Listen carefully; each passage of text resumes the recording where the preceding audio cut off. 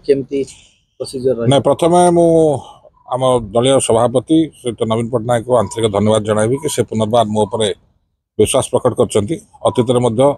सांगठनिक निर्वाचन प्रक्रियाटा मु थे नु दुई थर दायित्व नहीं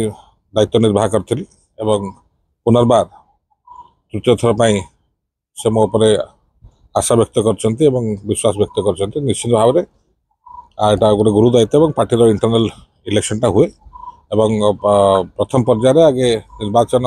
परिचालना अधिकारी नियुक्त कराब जोटा कि डीआरओ बा एआरओ कहुए और परवर्ती अवस्था तृणमूल स्तर आरंभ कर सर्वोच्च स्तर पर्यंत 4 पर्यायर पाखापाखि निर्वाचन हुए ये प्रक्रिया पाखापाखि 2.5 ରୁ 3 मास पर्यंत चलो गोटे भिन्न प्रसंग आगे प्रसंगटा पचार उत्तर देवी कि चिंता कर से कथा किए कौन कहला मो पाखे तथ्य नहीं तेणुक